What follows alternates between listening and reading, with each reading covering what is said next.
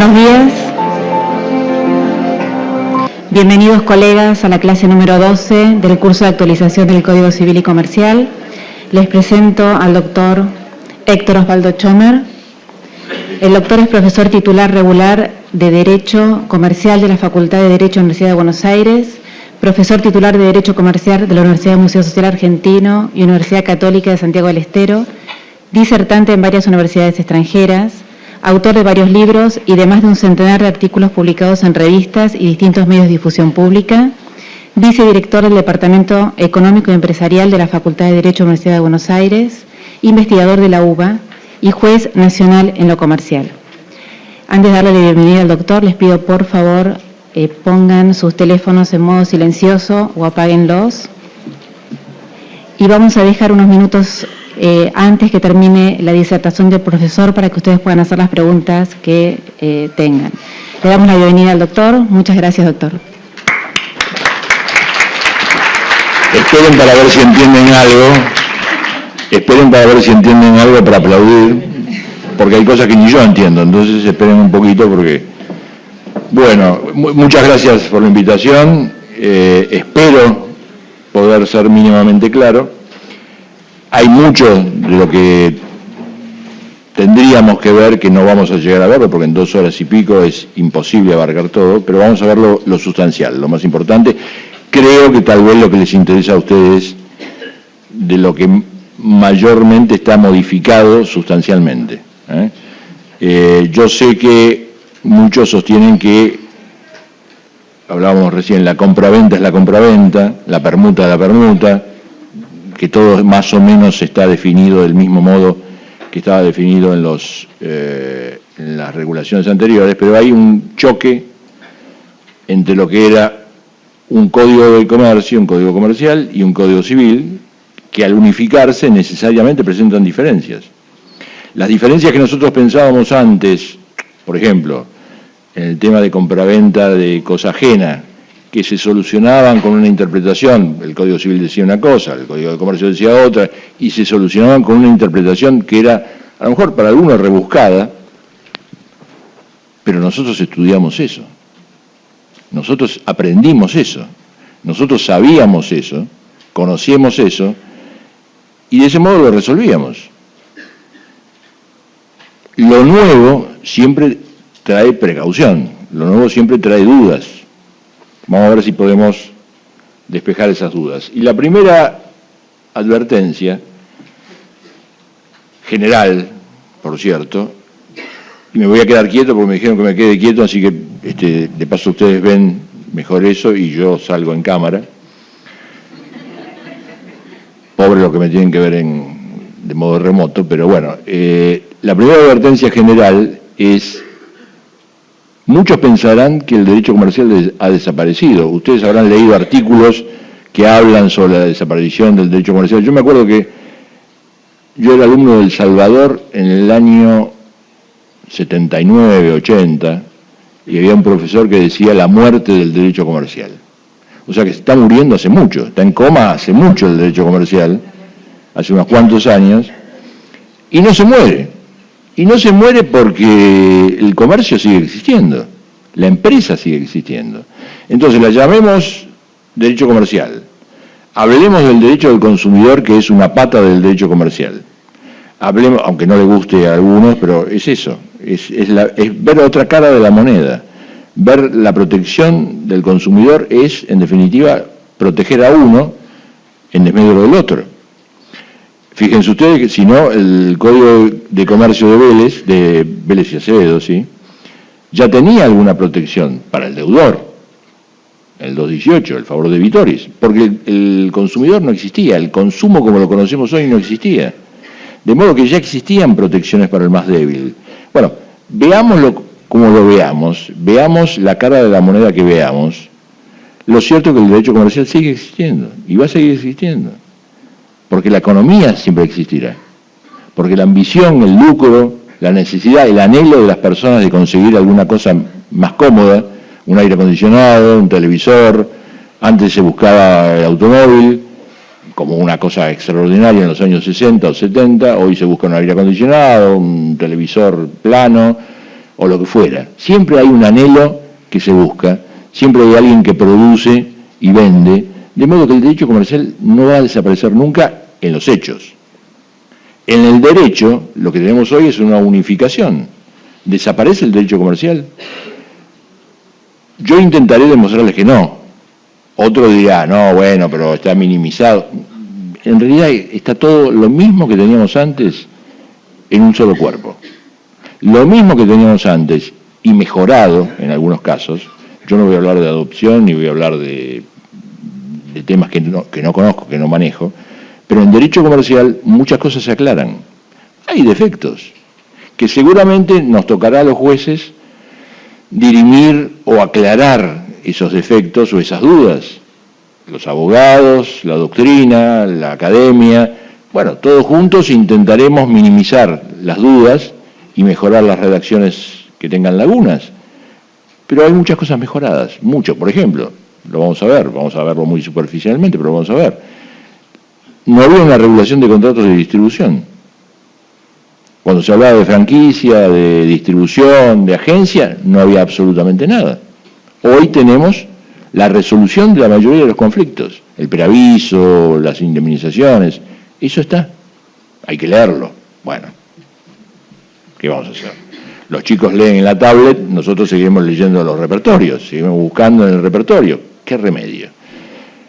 Seguiremos usando los anteojos, los chicos usan lente de contacto, bueno, no sé. Pero hay solución. Y esas soluciones que trae el código son buenas en muchos casos.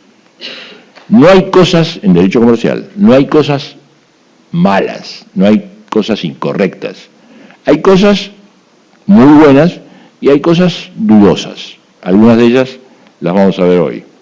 Fíjense, dos cosas. Y vamos a avanzar en el tema de cuenta corriente bancaria. La cuenta corriente bancaria se aclara muchísimos temas que estaban, si no dudosos, complicados. El tema de los resúmenes, el tema de la aceptación, del consentimiento. Eso lo vamos a ver después, vamos a avanzar sobre la cuenta corriente bancaria. Pero se mejora notablemente. Se mejora desde el punto de vista no ya del consentimiento. Se agrega que si no son remitidos los resúmenes, hay un plazo para impugnarlos de todos modos. Uno de los grandes problemas de la recepción de resúmenes en la cuenta corriente bancaria era, ¿y si no me lo mandan? Porque si me lo mandan tengo 10 días. ¿Y si no me lo mandan? ¿O dicen que me lo mandaron y yo no lo recibí? Bueno, eso se soluciona. Un gran avance, en otro tema, para avanzar después en el tema de cuenta corriente bancaria, un gran avance es el tema del mutuo. En el mutuo, en Argentina teníamos una idea, un paradigma, que era que el contrato era real.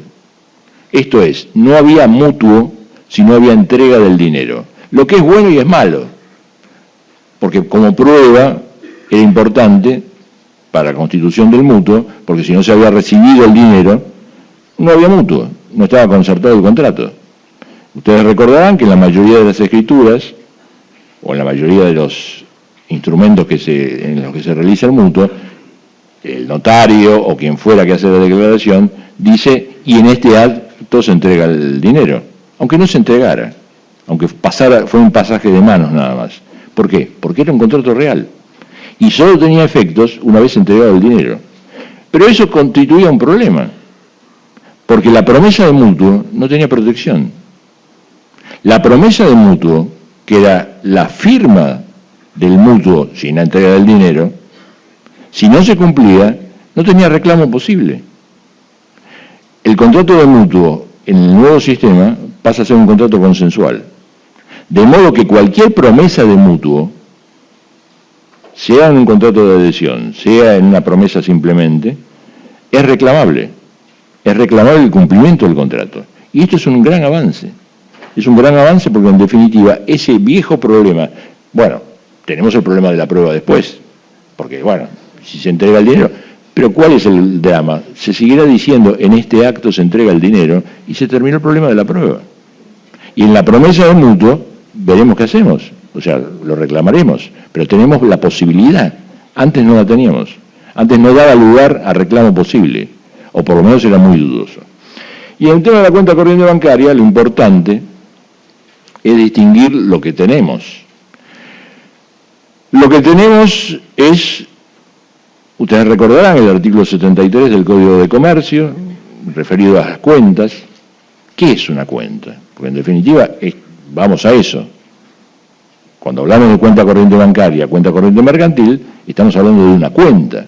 ¿Y qué es una cuenta? Bueno, en realidad, descripciones. ¿Qué les viene a la cabeza cuando piensan en una cuenta? ¿Qué piensan? ¿Qué se imaginan cuando hablamos de una cuenta? Y lo primero seguramente que piensan ustedes es en el resumen del consorcio o, si es bueno el administrador, ¿no? Dependerá de la experiencia del administrador. Lo primero que pensarán es eso o un resumen de tarjeta. ¿Por qué? Porque una cuenta, lo que necesitaba, según el artículo 73 del Código de Comercio, en definitiva era eso, una descripción acabada, con fecha, operación, el tipo de operación, el resultado de la operación. Eso era una cuenta. Impugnable, por supuesto, pero eso era una cuenta. Fíjense ustedes que estuvimos años discutiendo si el resumen de tarjeta de crédito era una cuenta o no era una cuenta. Y no era una discusión vana, no era una cosa nimia, no era una cosa tonta. Lo discutíamos porque si fuera una cuenta, el resumen, antes de la ley 25065, obviamente, si el resumen era una cuenta, el reclamo por la falta de pago prescribía a los 4 años. Porque los reclamos por las cuentas prescribían a los 4 años. Cuentas que se presumen aceptadas prescribían a los 4 años. Pero si no era una cuenta, prescribía a los 10 años. Fíjense qué notorio, qué importante. Una discusión sobre la naturaleza jurídica de algo que en realidad las naturalezas jurídicas suelen ser temas aburridos, pero qué impacto que deparaba en un negocio. 4 años o 10 años. Bueno, esto está superado por la 25065 en el tema de tarjeta de crédito, pero repito, esto era una cuenta. El 858 incluye lo que era el viejo 73, con alguna mejora, dando la definición de lo que es una cuenta, más o menos como lo que acabamos de decir. Y además agrega quiénes son los rindientes, o sea, quiénes rinden cuentas. El que actúa por otro, el que tiene obligación de hacerlo, en las relaciones de ejecución continuada, hay obligación de rendir cuentas. Porque la cuenta corriente, en definitiva, es una cuenta. Tiene esa naturaleza, es la especie del género, en definitiva. Es igual que la cuenta corriente mercantil, de la cual deriva, en definitiva, y de las cuentas simples o de gestión. La cuenta corriente mercantil, que usualmente, que también está regulada en el código, por cierto, pero la cuenta corriente mercantil, que usualmente es confundida con las cuentas simples o de gestión, tiene grandes diferencias. Obviamente, con la cuenta corriente bancaria no tenemos un banco en la cuenta corriente mercantil. ¿Qué tenemos? Usualmente 2 comerciantes. Pero en la cuenta corriente mercantil lo que tenemos es saldos, créditos y débitos recíprocos. Los 2 sujetos se compensan sus créditos. Mientras que en las cuentas simples o de gestión, que son las que usualmente utilizan los supermercadistas, ¿sí?, solo uno acredita y debita. No hay créditos recíprocos. Por eso es una cuenta simple. Pero son cuentas. También estamos en el tema de cuentas.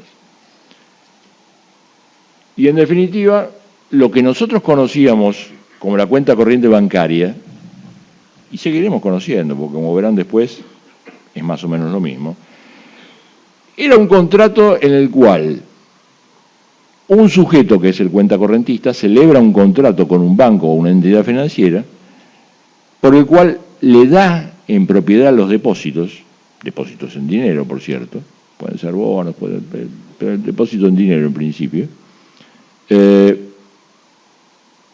para que sean acreditados en cuenta, pasan a ser propiedad del banco, como dije, esto es fundamental, y luego lo que ocurre es una compensación, una novación y una compensación de saldos, de créditos y débitos, porque puede ser que el cuenta correntista tenga algún crédito. Y lo que se establece en la liquidación o cuenta mensual, según como lo hayan pactado las partes, usualmente es mensual, hay normativa del Banco Central de la República Argentina que establece esto, se establece el saldo. Saldo que como veremos después, puede ser o no impugnado una vez que es conocido por el cuenta correntista. Sencillo, no hay nada más particular. Obviamente, a esto se suma el servicio de caja del banco. El banco debe dar un servicio de caja para pagar, ¿qué? Cheques u otras operaciones. El viejo sistema, yo me acuerdo, también hace muchos años, no sé si decir los años, pero en el año 80 y pico, en la sala B se discutía Williams, que tenía una experiencia muy grande en el tema de títulos de crédito, y el cheque en definitiva es un instrumento de pago, pero es un título. Lo que discutía era si existía o no cuenta corriente sin cheques. Esto lo vamos a ver después. Eso generó la teoría, la idea de la cuenta corriente no operativa, o sea, la cuenta corriente sin cheques. Pero en definitiva, lo que nosotros conocemos como cuenta corriente es un depósito, un contrato, un depósito, dando en propiedad las sumas de dinero, por el cual el banco lo que hace es dar un servicio de caja, pero los fondos son propiedad del banco.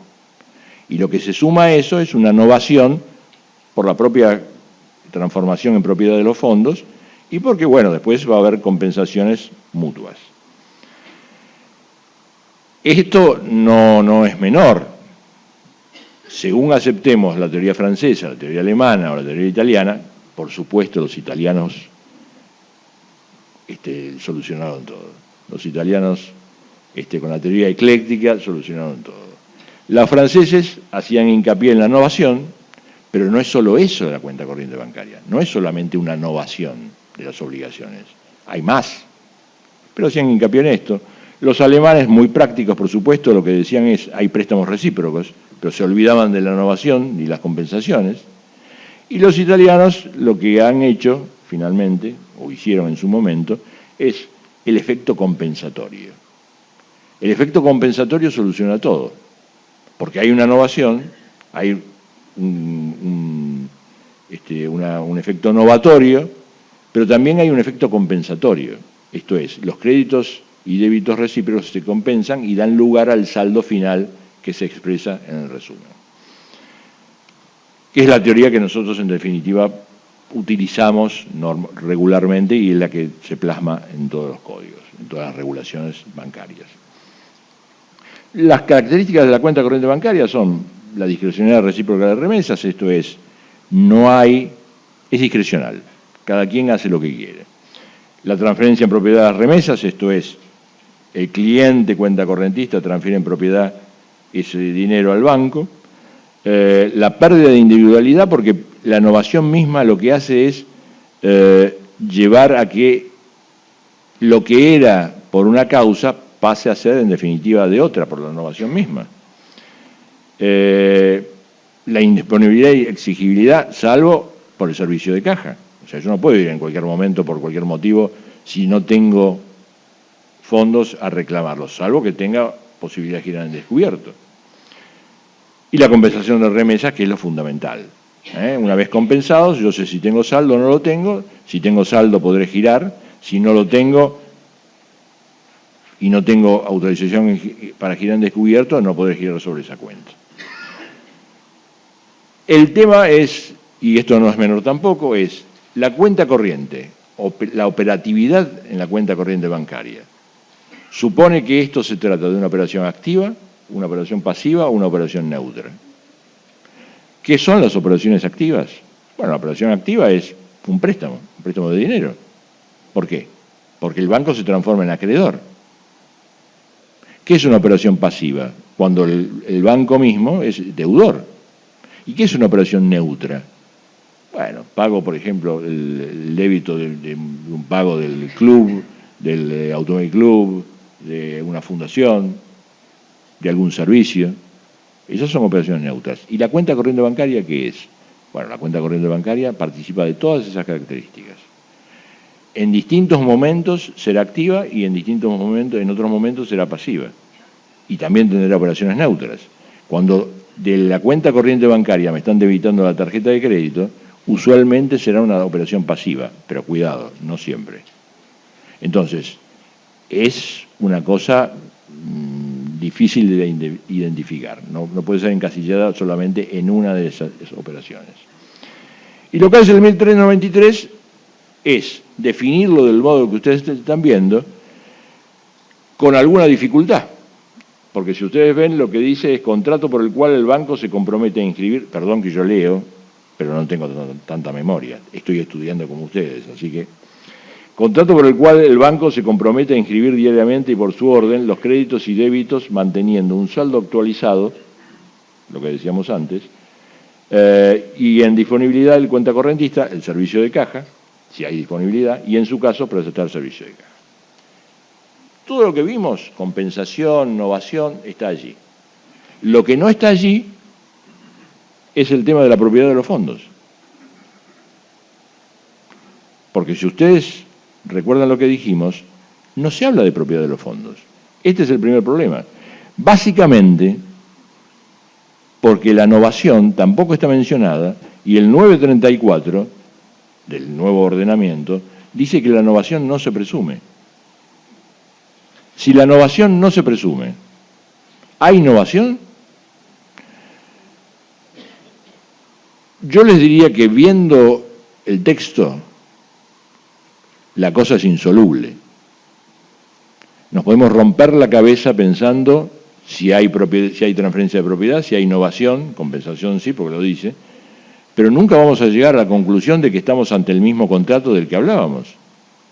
Con lo cual, este contrato, más allá de la regulación, más allá, mejor dicho, de la definición, ustedes saben, lo tradicional dice que las regulaciones deben prescindir, o las leyes deben prescindir de definiciones. En muchos casos es ineludible, no hay posibilidad de no dar una definición. Yo creo que en este caso no había necesidad, era ineludible dar una definición. Ahora, la definición es incompleta, es un problema. ¿Vamos a mutar, vamos a cambiar lo que es la cuenta corriente bancaria? No. Vamos a seguir exactamente igual. Vamos a seguir viendo la cuenta corriente bancaria como lo que es la cuenta corriente bancaria, porque la práctica bancaria y las regulaciones del Banco Central dicen que eso es cuenta corriente bancaria. No podemos interpretar que porque esta definición no dice propiedad de los fondos, ya los fondos no se dan en propiedad, porque es destruir la cuenta corriente bancaria. Con lo cual, les diría que la definición incompleta, y a lo mejor aparece alguien que dice, no, lo dice, bueno, lo dice muy mal. Si lo dice muy mal. Pero si hay alguien que piensa que lo dice, lo que nos tendría que decir es por qué nos plantea cualquier lector desprevenido la duda de si lo dice o no lo dice. ¿Por qué no lo dice mejor? Y en todo caso lo que tendremos que hacer es completar esta regulación, a mi modo de ver incompleta, y a lo mejor al modo de ver de otro completa pero dudosa, con las regulaciones del Banco Central. Y la cuenta corriente seguirá siendo la cuenta corriente como la conocemos y no otra. Propiedad de los fondos, novación, en contra de lo que dice el 934. Porque habrá que presumir, en este caso, en este negocio especial, que hay innovación. Es el encuentro entre las actividades especiales, específicas, como es la cuenta corriente bancaria, y las normas generales, como es el 934. Y acá vamos al tema de la remisión de resúmenes, que era lo que presentaba más dificultad con el tema de la cuenta corriente bancaria. Fíjense ustedes, la mayoría de las impugnaciones que se presentan a la cuenta corriente bancaria no se presentan por el modo extrajudicial de impugnación. Esto es, el cuenta correntista, tampoco hay datos muy certeros sobre esto, pero el cuenta correntista usualmente no impugna. Lo que hace es revisar la cuenta años después. Porque la revisión de la cuenta corriente bancaria es una cosa que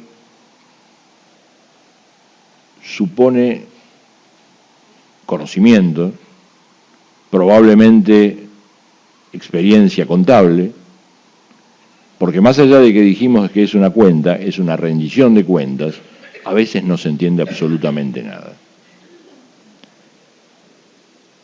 Y yo los desafío, sino que ustedes me digan cuántos intereses están pagando por tarjeta de crédito. Si usamos la tarjeta con nuestro patrimonio y no sabemos cuántos intereses pagamos, imagínense ustedes lo que puede pasar con una sociedad anónima. Pasan los resúmenes y llega un momento en que el contador dice, pero estamos pagando una tasa que es usuraria, y pasaron 10 años. Entonces, estadísticamente, usualmente, cotidianamente, los resúmenes quedan aprobados. Y lo que se presentaba era la dificultad, básicamente, en la no recepción de resúmenes. Porque los impugnáramos tempestivamente a los 10 días, o los impugnáramos 10 años después, lo que pasaba es, yo estos resúmenes no los recibí. Nunca me los mandaron. Y para el banco, una defensa importante, en definitiva, era decir, yo los mandé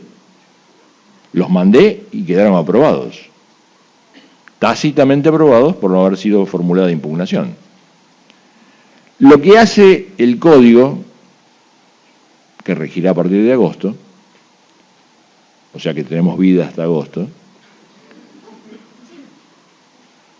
es adoptar una fórmula diferente.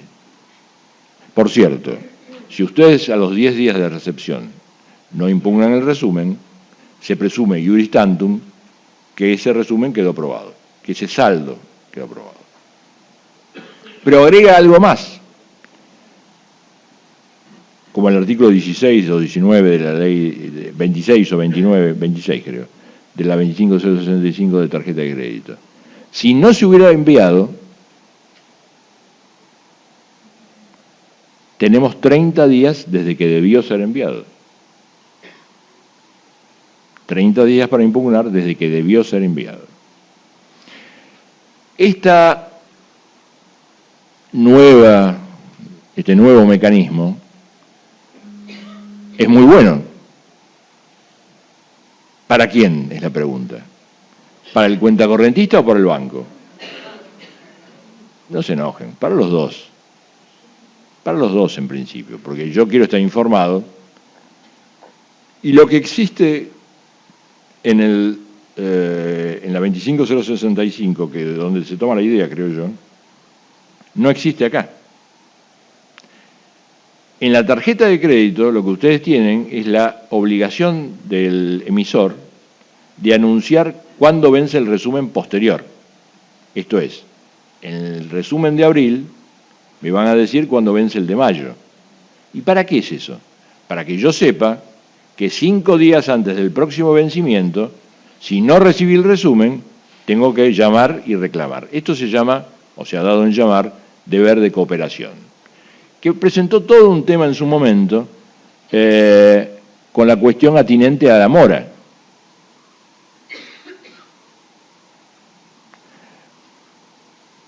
Porque si el acreedor está en mora en enviar el resumen, ¿por qué el deudor debiera hacer algo? Yo se lo simplifico, porque algunos decían, no, hay mora accipiens, o sea, hay mora del acreedor. Yo se lo simplifico, eso era el Código Civil, la ley especial dice otra cosa. Sencillamente, yo estoy en mora si no pido el resumen. O sea, se invirtió la carga del deudor al acreedor. Y esto no es una cosa imposible de realizar, porque si yo sé que hice un gasto en tarjeta de crédito, si sé que me compré un aire acondicionado, la tengo con el aire acondicionado. Me compré me compré la Play, me compré la Play con el televisor pantalla plana. Si sé que gasté, sé que tengo que pagar. Entonces llamo por teléfono, en la fecha en que supongo que va a vencer el resumen, porque me lo anunciaron, me fijo en el anterior, y sencillamente me dice, mire, usted debe 10.000 pesos. Si lo puedo pagar o no es otra cosa. Lo financiaré, veremos. Pero yo sé que debo hacer eso. Lo que hizo el Código Civil y Comercial es el reflejo de esto, pero con la diferencia que nada dijo acerca de que en el resumen anterior me tienen que anunciar el próximo vencimiento. Entonces, ¿yo cómo sé cuándo vence o cuándo debería recibirlo? Para explicarlo más sencillamente. ¿Cuándo tengo que recibir el próximo resumen? Ustedes me dirán, bueno, no sea tan complicado. mensualmente usted tiene que recibir el resumen. Y bueno, pero los 30 días no es lo mismo que partan del 1 de abril que del 10 de abril.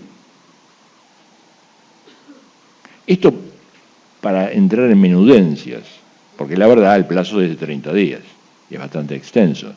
Pero ¿por qué si yo tengo 30 días voy a perder 10? En 1438 no dice 30 días. ¿Cuánto dice? Lo dice después. El 1438 es el que habla de impugnación. Ahora lo buscamos. Me dicen el 1438, muy puntualmente, no dice 30 días. Después lo buscamos. 1403.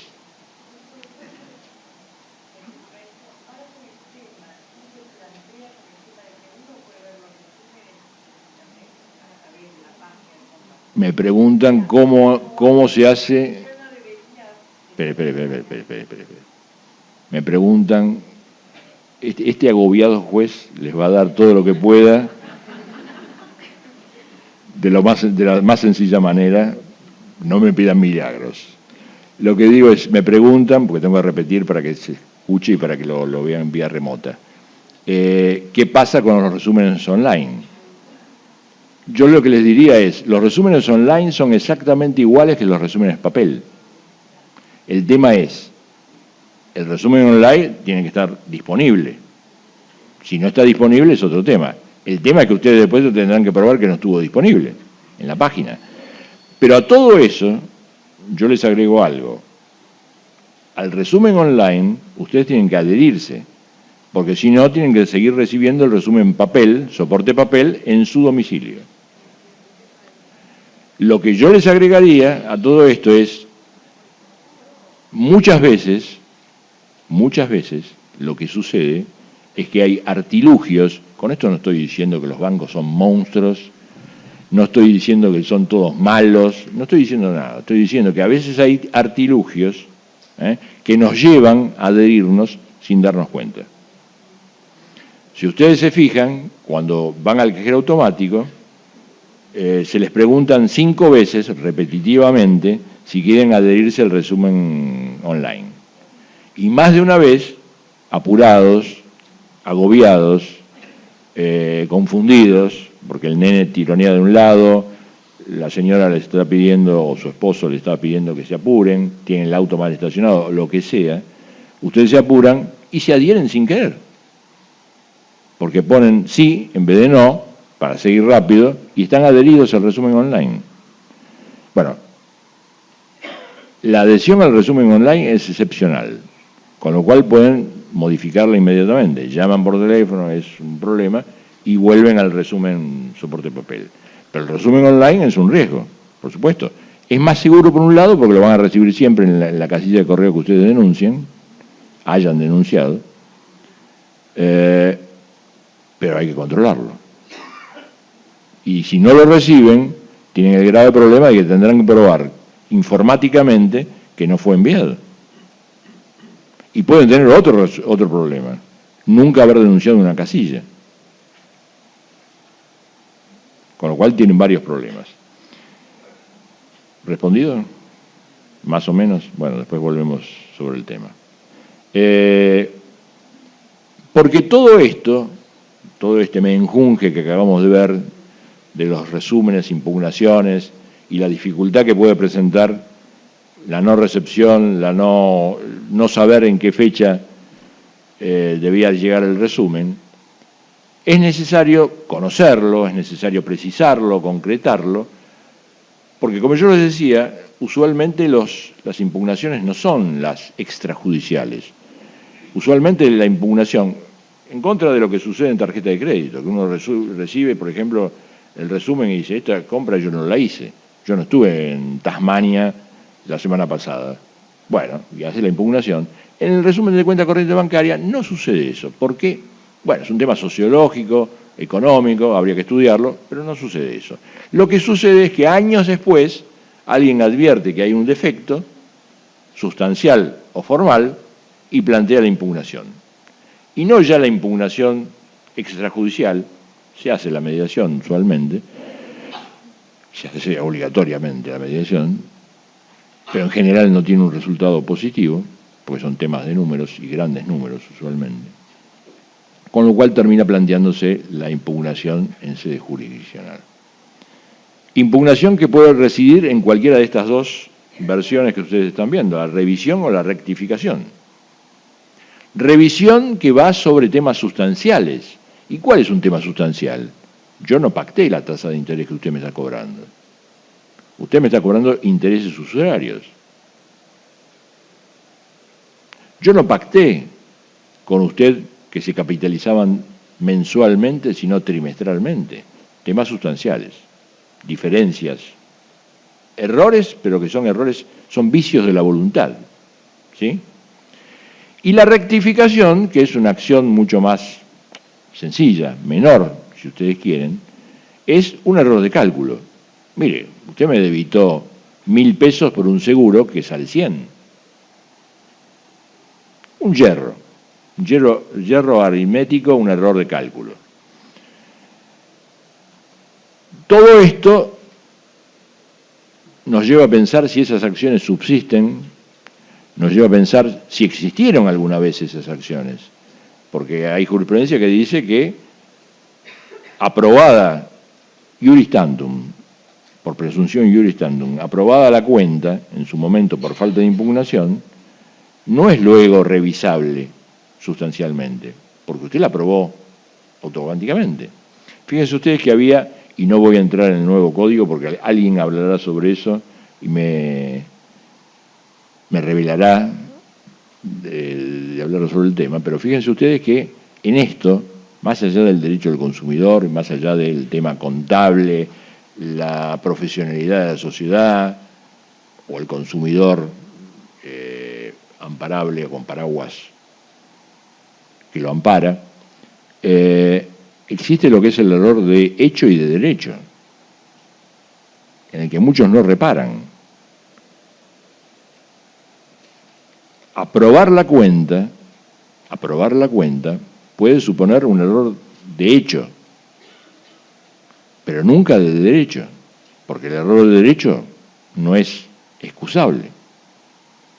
Entonces, si yo pacté algo que luego digo que es abusivo, tengo que demostrar que hay un vicio de la voluntad, porque si fue un error de derecho, no es excusable. Ahora, el error de hecho también puede ser inexcusable. Fíjense ustedes, esto no está en el Código Civil y Comercial, está modificado. En el viejo Código Comercial existía una regla que decía, en el mutuo, que decía que los intereses pagados voluntariamente, no decía voluntariamente, decía espontáneamente. Yo agrego voluntariamente, porque espontáneo es voluntario, porque si no, no. Los intereses pagados espontánea o voluntariamente no eran repetibles. Los intereses pagados en exceso, estoy hablando. Ustedes pactaron una tasa del 1%, les cobraron el 5%, ustedes pagaron 4 puntos más, voluntariamente, espontáneamente, no eran repetibles. Y eso puede ser un error de hecho, pero es un error de hecho inexcusable. Bueno, todo esto, que no sé a dónde nos lleva, al precipicio en todo caso, está subsanado de alguna manera.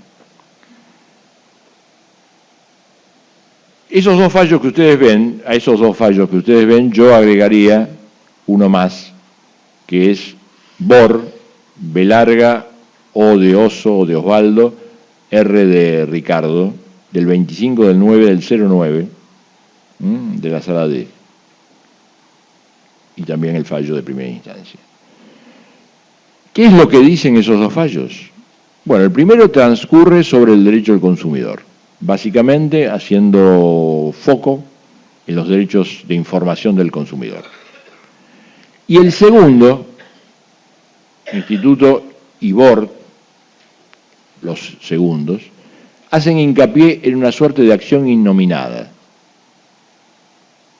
Para salir del viejo brete que presentaba la revisión y la rectificación, porque algunos sostenían, consentido no hay acción posible, se trae a la mesa la idea de una acción innominada imprescriptible por abuso del derecho. Esto es, repito, digo lo que dice la sentencia. Como el banco abusó de su derecho, como el banco utilizó normas desviadamente en abuso de la posición del consumidor, del cuentacorrentista, en definitiva esa acción es imprescriptible. Y no solo es imprescriptible, sino que aun cuando el consumidor hubiera consentido tácitamente el resumen, puede replantearlo luego. La pregunta es, ¿puede funcionar un negocio como es la cuenta corriente bancaria? Y yo les pido que sean sinceros, que lo piensen, no me contesten, pero piénsenlo. No es una estadística ni un voto, piénsenlo nada más. ¿Puede subsistir un negocio como la cuenta corriente bancaria con tal inestabilidad que supone que nada queda consentido y en cualquier momento alguien me puede plantear una impugnación? Porque así no funciona nada. Es muy difícil, muy complicado. Yo sé que hay abusos. Y yo no sé si soy el primero, el segundo, el tercero. Yo me hago cargo de eso y cotidianamente trato de solucionarlos. Pero, ¿puede funcionar un negocio razonablemente con esa inestabilidad? El Código de Comercio no dice absolutamente nada referido a este tipo de acciones. No habla de la acción imprescriptible, habla del abuso del derecho, pero me parece que traer el abuso del derecho a cuento de este tipo de rectificaciones o revisiones, en definitiva, es un abuso del abuso del derecho. Porque destruimos un negocio. ¿Cómo hace el banco para compensar saldos? ¿Cómo hace el banco para definir su balance anual? Piensen ustedes en su economía. No saben cuánto tienen. Ustedes me dirán, bueno, doctor, pero ¿de qué estamos hablando? Estamos hablando de un banco comercial y un cuentacorrentista que hace una impugnación. Bueno, imagínense 1000 cuentacorrentistas que se presentan 10 años después a hacer impugnaciones. Con una acción imprescriptible, que puede ser en cualquier momento, 10 años, 100 años, 20 años. Es muy complicado. Esto es una de las pocas cosas que no ha tenido una regulación y merecería una regulación mejor. Y nos vamos y ustedes yo veo que tienen cara sagaz y me van a criticar porque abro el código. Yo tenía un compañero que fue a dar un examen en El Salvador, me acuerdo, y Borda, que era el profesor, le dijo, ábreme de violencia. Y el tipo agarró el código y empezó a buscar violencia en el índice. Dijo, mire, si tiene que buscarlo en el índice y no se acuerda el número del artículo, está bochado, vaya a hacer su casa. Yo no me acuerdo qué número es el artículo, pero 1400 y pico, da pie para pensar que la cuenta corriente está al final de página, me acuerdo hasta del memoria visual, da pie para pensar, o lo dice textualmente, que no necesariamente la cuenta corriente bancaria debe tener el servicio de cheques. Después si quieren lo buscamos. No necesariamente la cuenta corriente bancaria debe tener el servicio de cheques. Y vamos a lo que yo les mencionaba. Cuando yo era chiquito era relator de cámara y William venía, un hombre de 70 años, venía, se sentaba con su pipa en mi oficinita chiquita, me llenaba de humo la oficina, pero era un máster gratuito, o sea, el pago eran mis pulmones. Pero era una eminencia en el tema de títulos de crédito. Y él sostenía, años 80, que la cuenta corriente bancaria, que no tenía cheques, esto es, el cuentacorrentista que no tenía posibilidad de girar cheques contra la cuenta corriente bancaria, no tenía una cuenta corriente bancaria. Eso no era cuenta corriente bancaria. Ustedes piensen, despójense de la modernidad, ¿sí? En los 80 no había cajero automático, no había internet, no había otro modo de operar en cuenta corriente bancaria que no fuera el cheque. Con lo cual Williams tenía una idea correcta. Si no me dan la oportunidad de operar en cuenta corriente bancaria, no hay cuenta operativa. Y esto es lo que en definitiva dice la teoría de la cuenta corriente no operativa. La cuenta que no tiene cheque es no operativa y por eso no es cuenta corriente bancaria. Pero en realidad, como dice abajo tan sutilmente, se las confunde. Porque la que más común es la cuenta corriente bancaria instantánea, que es una creación de fines de los 80 de la Sala D, Banco Cooperativo Concaso, en la cual los vocales de la sala lo que dijeron es, los vocales que en ese momento eran Alberti Cuartero, lo que dijeron es, la cuenta corriente abierta al único fin de debitar la cuota de un mutuo o el saldo del mutuo, no es una cuenta corriente bancaria, porque nunca se ha operado como cuenta corriente. Lo único que se ha hecho es abrirla instantáneamente para debitar el mutuo, cerrarla y ejecutar. ¿Se entiende? Es una cuenta corriente instantánea, así llamada por la jurisprudencia. Ahora, y vamos a verlo rápidamente, yo creo que el 1003, sí, pero el que hizo las transparencias no es confiable. El 1397 dice, si el contrato incluye el servicio de cheques, si el contrato de cuenta corriente bancaria incluye el servicio de cheques, si lo incluye, con lo cual puede no incluirlo, el banco debe entregar al cuenta correntista a su solicitud los formularios correspondientes. Esto es de un enorme impacto. Es de un enorme impacto. Primero porque arrasa con la protección que decíamos, si no es cuenta corriente, si no me dan los cheques, no es operativa. Pero esto en realidad se disipó. El tema de la cuenta corriente no operativa se disipó. ¿Por qué? Porque hoy podemos operar por otros medios en la cuenta corriente bancaria. Por internet, por cajero automático, por otros modos. Con lo cual, les repito, lo que subsiste y se confunde es la cuenta corriente bancaria instantánea, la que se abre al único fin de debitar. Y el tema es, para que lo comprendamos, muy importante. Porque antes del código nuevo, antes de la vigencia, hoy digamos todavía, confluyen varias reglas. Reglas que son algunas reiteradas por el Código Civil y Comercial que entrará en vigencia, y otras que van a subsistir a pesar de la nueva vigencia del Código, como son la 25065, que no es derogada. Fíjense ustedes, el 793 autoriza a debitar saldos en la cuenta corriente de otras relaciones jurídicas. Esto es, autoriza, por ejemplo, al banco emisor de una tarjeta de crédito o al que ha dado un mutuo a debitar el saldo del mutuo de la tarjeta de crédito en la cuenta corriente bancaria, que tal vez nunca fue abierta y solo se abre para debitar ese saldo impago. La ley 25065, por otro lado, contrariamente a esto, lo que dice es que no son recuperables por vía ejecutiva directa los saldos, sino que hay que preparar la vía ejecutiva.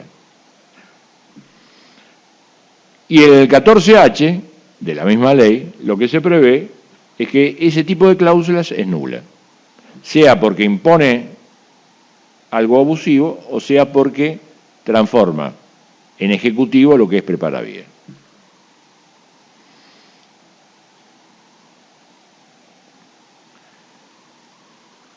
El gran tema es que hoy todavía tenemos ese paraguas protector de la cuenta corriente instantánea o no operativa. A partir de la vigencia del 1397 no tendremos la protección de la cuenta corriente no operativa, que también es un problema, porque yo tengo que probar que no es operativa. Imagínense ustedes en una ejecución de un certificado de saldo deudor en cuenta corriente bancaria, probar que no me dieron la chequera. Ya es difícil, es un problema. Pero luego de agosto tendremos menos protección todavía, porque eso será posible. Con lo cual yo voy a tener, la única salida que voy a tener es probar que fue instantánea. Les agrego algo. De todos modos, salvo que cambie a partir de agosto, el Banco Central de la República Argentina, por circulares, exige la entrega de chequeras. Con lo cual, la reglamentación administrativa iría en contra de lo que dice el Código. Administrativamente, no sería viable abrir una cuenta sin entregar cheques. Dígame. Lo que me dicen es, se puede plantear por la Ley de Defensa del Consumidor. Yo le voy a decir una cosa. La Ley de Defensa del Consumidor es maravillosa. La Ley de Defensa del Consumidor es una de las mejores del mundo. Ahora, no podemos plantear todo por la Ley de Defensa del Consumidor. Porque tenemos un código, tenemos un Código Civil que está vigente. Tendremos el Código Civil y Comercial a partir de agosto. Y hay un montón de cosas que más allá de la generalidad de lo que es la 24240, hay que concretar. Entonces, esto no se soluciona solo porque sea abusivo, por ejemplo. O no se soluciona solo con una generalidad de la ley de consumidor. Porque hay una permisión del 1397. Va a haber una permisión del 1397. Con lo cual, la ley de consumidor no puede ir en contra del Código Civil. Habrá que elegir. Ahora vamos a ver también en cuanto a la ley especial y general qué es lo que prevalece. Pero digo, es un problema. Y estas normas generales, como son, por ejemplo, la ley de consumidor, a veces plantean problemas interpretativos, complejos. Entonces, lo que vamos a tener que lograr a partir de agosto es demostrar que es instantánea. Si es una ejecución de cuenta corriente bancaria que incluye saldos de tarjeta de crédito, que es lo más probable, lo que se decía en su momento, lo que se sostenía es, la ley 25065 ha venido a incorporar un requisito más. Esto lo vamos a ver después, pero lo adelanto. Ha venido a incorporar un requisito más. Ustedes recuerdan que el 793 lo que planteaba era firma de contador, bueno, el monto, un certificado con monto, fecha de vencimiento, y la firma del contador y el representante del banco. Hoy ha cambiado eso. Pero en ese momento, hoy todavía, lo que se dice es, la 25065 ha venido a incorporar un requisito más. Que el banco tenga que decir que ese saldo en cuenta corriente bancaria, expresado en el certificado, no contiene saldos de tarjeta de crédito. Porque si los contuviera, y ahí viene la cosa, es nulo, no puede ser ejecutado. ¿Por qué? Y porque la vía directa no puede utilizarse. El saldo de tarjeta de crédito tendría que recuperarse por preparación de la vía ejecutiva. Y yo les digo la verdad, esto no es discutir por discutir. Me parece que los saldos de tarjeta deberían ser recuperados también por vía ejecutiva directa, porque la preparación de la vía ejecutiva no tiene mucho sentido. ¿Qué van a ir a reconocer la firma del cupón, la firma del contrato? Bueno, en la vía ejecutiva directa podrían plantear la excepción igual. No tiene mucho sentido. Pero la ley dice que es preparación de la vía ejecutiva y el artilugio que utilizan los bancos incorporando ese saldo en la cuenta corriente bancaria es para acceder a la vía ejecutiva directa. Es para evitar la preparación de la vía ejecutiva. Entonces la pregunta es, para cerrar un poco todo esto que hemos hablado, si detectamos que en un saldo deudor de cuenta corriente bancaria hay debitado un mutuo por apertura instantánea o un saldo de tarjeta de crédito, ¿qué hay que hacer? ¿Rechazar liminarmente la ejecución o seguir la ejecución con detracción del saldo de tarjeta? Algunos por economía dicen, no, vamos a detraer ese saldo y que siga la ejecución por el resto. Yo les diría que es lo peor que puede suceder.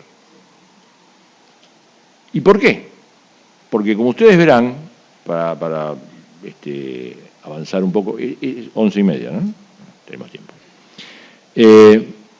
Como ustedes verán, la ley 25065 lo que plantea es un tope en los intereses. La ley 25065 fue sancionada, entre algunas de las excusas por las cuales fue sancionada, para limitar las tasas. Eran elevadas en los años 90, entonces, para evitar esta diáspora, esta dificultad que había, se puso un límite. Se reguló todo el negocio, pero se puso un límite en el tema del devengamiento de intereses. Fíjense ustedes que, entre otras cosas, los intereses no serán capitalizables, menos si hay una impugnación. Fíjense ustedes que las tasas no superan cierta alícuota, 25, 50%. Préstamos personales y en los resarcitorios, o punitorios, mejor dicho, el 50%. Yo les pregunto, estos intereses, esta limitación, ¿concuerda con los intereses de la cuenta corriente bancaria? Para hacerlo más sencillo, y perdón por tantas preguntas, pero en realidad yo vine a aprender de ustedes. En realidad, los intereses que se cobran o pagan en la cuenta corriente bancaria, ¿están de acuerdo con el límite de la ley 25065? ¿Son más elevados? ¿Son menores? ¿Son iguales? Yo sé y admito que no sé cuánto me cobran de intereses, pero la ley dice que me tienen que cobrar eso. Yo no lo sé porque nunca financio nada, trato de no financiar nada, pero el que financie sabe que nunca le podrían cobrar más que esto. El saldo de cuenta corriente, el saldo de tarjeta de crédito, debitado en la cuenta corriente bancaria, incluido en el certificado de saldo deudor, ¿generará estos intereses u otros? Bueno, la respuesta es muy sencilla. Va a generar otros más elevados. Y el que me diga que no, que venga y traiga los papelitos y hacemos un confronte. Porque nunca ningún banco pudo decirme que son menores. Porque son mayores.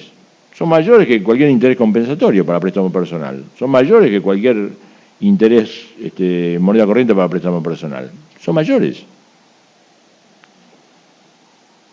Porque los intereses de cuenta corriente además se capitalizan trimestralmente. De modo que si nosotros dejamos ese saldo allí, por ese saldo de tarjeta de crédito se van a cobrar intereses muy superiores a los de la ley de tarjeta de crédito, en infracción a la ley. Supongamos entonces que de la masa más general de otros saldos debitamos ese capital, ¿sí? Debemos 100.000 pesos y el monto de tarjeta son 20.000. Sacamos los 20.000 de capital y nos quedan los 100.000. Tampoco. Porque esos 20.000 de tarjeta de crédito generaron intereses que quedaron en la masa de los 80.000. Y es incorrecto. Entonces no hay forma de ejecutar un certificado de saldo deudor que contenga tarjeta o mutuo o lo que sea, porque están mal incluidos. Ahora bien, además está lo procesal, que no nos atañe hoy, pero también hay que mencionarlo. El certificado tiene que ser autosuficiente. Si el certificado tiene un defecto, no puede ser reparado en el proceso. Tienen que emitir otro certificado distinto, un nuevo certificado. No es que vamos a hacer un cálculo nombramos un perito, traemos a mi abuela para que le saque unos pesos. No, no se puede. Porque el certificado no es autosuficiente. Y eso sellaría cualquier discusión. Pero piensen en el tema de los intereses y se darán cuenta que es muy injusto la segunda de las tesis que dice que hay que descontar y seguir ejecutando en lugar de rechazar liminarmente. Y el tema, bueno, ahí tienen ustedes el tema de lo necesario para, según el nuevo código, para la ejecución del certificado de saldo deudor en cuenta corriente bancaria. Yo agrego una sola cosa. La Corte Suprema de Justicia de la Nación tiene decidido que la capitalización trimestral opera en el marco del contrato. Esto se los digo porque no sé si por ignorancia, no sé si por desaprensión, no sé si por negligencia, no sé por qué, muchas veces no nos damos cuenta de alguna cosa. En las ejecuciones de este tipo de certificados, el ejecutante luego intenta seguir capitalizando. Y eso no se puede. Porque la capitalización opera en el marco del contrato. Cerrada la cuenta, formado, cuantificado el saldo en el certificado, ya no hay capitalización posible. Ni trimestral, ni mensual, ni que 8 cuartos. No hay capitalización. Se terminó allí. La definición en cuanto al certificado que trae el nuevo código es muy similar a la anterior, pero hay un problema. Si ustedes leen la definición, se habla de ejecución de saldo, es un título unilateral, esto ya lo sabíamos, hay una gran descripción del sistema en la revista del Banco de la Nación Argentina de los años 70, de Edgardo Marcelo Alberti, en donde se explica por qué es necesario esto, de la necesidad de este certificado para recuperar saldos. Firman 2 apoderados del banco emisor del certificado mediante escritura pública. Chan, chan. ¿Qué quiere decir esto? ¿Que el certificado tiene que ser por escritura pública? ¿Y dónde va la escritura pública? Porque redactado como está, vieron que nosotros las palabras nos atan. Las definiciones son certeras o laguneras, como diría algún chico joven, pero bueno, son las definiciones. Acá dice, apoderados del banco emisor del certificado mediante escritura pública. Se refiere al apoderamiento. Bueno, pensemos que es así. Pensemos que es así. Pensemos que el título sigue siendo el título que conocemos, pero la redacción no es muy feliz. Y luego contener la fecha de cierre, el saldo exacto, referencia al modo en que se comunicó el saldo de cuenta correntista, lo que también plantea un tema. ¿Hay algún modo especial diverso de comunicación del saldo? ¿Es necesaria la comunicación del saldo? La jurisprudencia usualmente decía que el saldo no tenía que ser comunicado especialmente o de modo diferente de la comunicación del resumen. Consensuado o conformado el resumen y aprobado tácitamente el resumen, no era necesaria una comunicación adicional del saldo.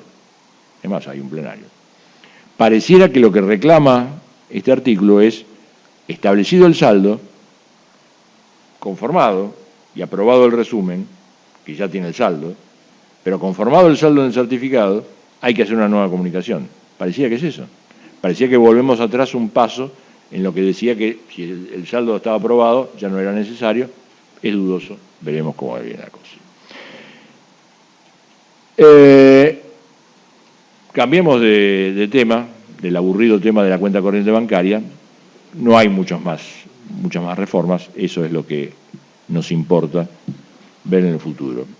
Y lo que tenemos es, muy importante, el tema del fideicomiso, porque el fideicomiso planteaba algunas cuestiones que eran yo no sé si todo lo que digo ahí, a veces en las madrugadas que uno hace estas transparencias dice más de lo que quiere decir, pero un cierto tufo a fraude en algunos casos. Porque en definitiva era un contrato que se utilizaba por algunos desaprensivos para dejar defraudada a mucha gente. ¿Por qué? Y porque la liquidación de estos sistemas, de estos contratos, de estas redes económicas, no era muy clara. No hay, ni en jurisprudencia ni en doctrina, mucha claridad al respecto. Hay algún fallo o algunos fallos, un fallo de Sala E, algunos fallos de primera instancia, que sostienen que tiene que ser judicial. Pero otros dicen que es contractual. Con lo cual no tenemos un sistema de liquidación muy claro. ¿Y esto qué perjudicaba? Bueno, más allá de los perjudicados que nunca cobraban o nunca tenían su departamento, el tema era, si ingresamos en un sistema de liquidación, por ejemplo, como el sistema del Fondo de Comercio. Piensen en la ley de Fondo de Comercio. Bueno, puede ser que la liquidación fuera una liquidación contractual, una suerte de liquidación extrajudicial, liquidación societaria, si ustedes quieren. Podría ser. El tema es, ¿quién asigna o reconoce los privilegios? ¿A qué acreedor se le paga primero? Este era el gran tema. En un fideicomiso de construcción, por ejemplo, donde hay acreedores privilegiados, o puede haber acreedores privilegiados, o en un fideicomiso de lo que sea, donde puede haber acreedores involuntarios, por ejemplo, donde puede haber un acreedor con daños y perjuicios para cobrar. ¿A quién se le paga primero? Este era el gran tema. Como yo digo, la incapacidad a lo mejor para obtener objetivos y la insuficiente respuesta jurisdiccional llevaban a muchas dudas. Lo que hace el código es establecer una suerte de mixtura. Reconoce que ante la insuficiencia y a falta de otros recursos provistos según previsiones contractuales, se aplican las pautas de la ley de concursos. El juez podrá aplicarlas, dice. Con lo cual ya hay una solución. Pero fíjense qué interesante que es esto. La liquidación procede ante insuficiencia y a falta de otros recursos provistos según previsiones contractuales. ¿Qué les parece que sucederá? Porque lo que va a hacer el juez es decretar la quiebra y aplicar la ley de quiebras. Es lo más sencillo. Si yo puedo aplicarla, me rijo por la ley de concursos y quiebra 24.522 y se termina el problema y estamos todos seguros. Sabemos hasta dónde vamos y sabemos qué es lo que cuál es el procedimiento. Es mejor para todos. Pero fíjense esa frase. Insuficiencia y a falta de otros recursos. Con lo cual, no sé si es cesación de pagos o dificultades financieras o insolvencia. No importa. A falta de otros recursos que hagan insuficiente el patrimonio fideicomitido. ¿Cuáles son los otros recursos? Recursos contractuales. Esto significa que antes de que el juez decrete la quiebra, antes que comience la liquidación, como ustedes quieran llamarlo, no importa demasiado, existe la posibilidad de que el propio fideicomiso recurra a sus asociados, a los aportantes, para hacer aportes.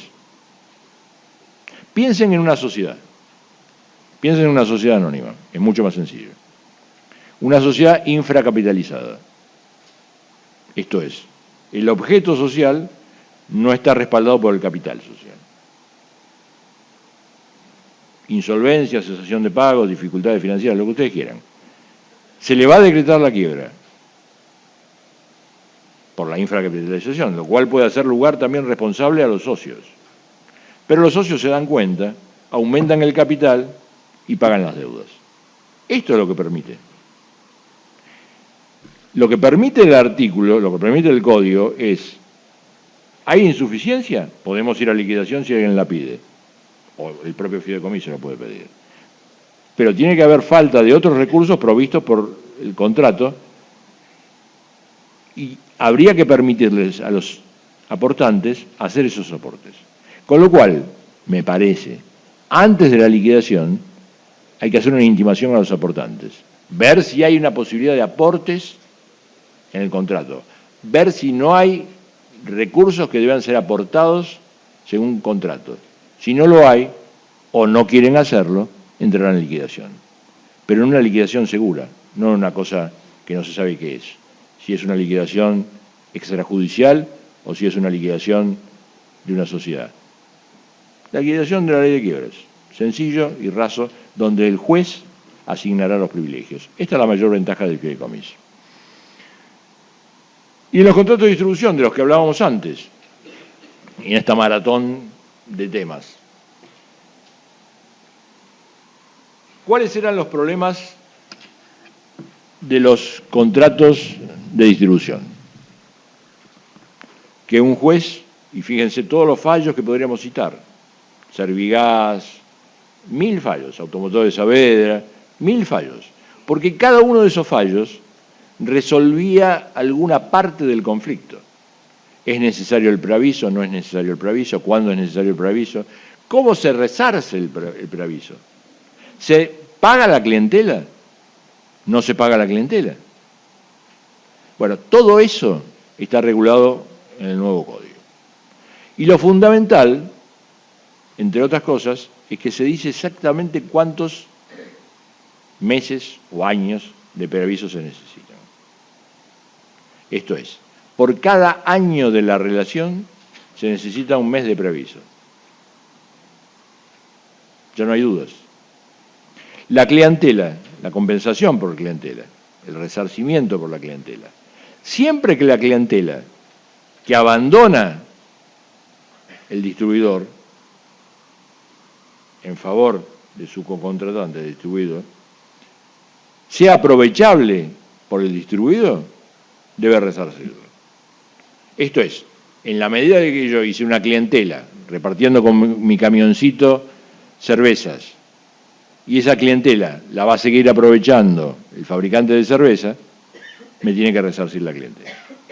Si no, si yo me llevo la clientela, lo cual es posible, no hay resarcimiento posible.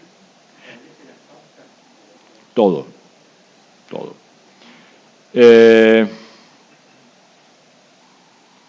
También hay resarcimiento por ganancias no percibidas, esto es, se establece la posibilidad, si el contrato tenía una duración determinada, que generalmente los contratos no tienen duración, son viejos contratos que no tienen duración, son por tiempo indefinido, pero si lo tuviera, 10 años, 20 años o lo que fuera, y la resolución opera en los primeros 5 años, me quedan 5 años, se hace una proyección de ganancias. Lo que podría haber percibido es la pérdida de chance, si ustedes quieren definirlo de otra manera, es eso.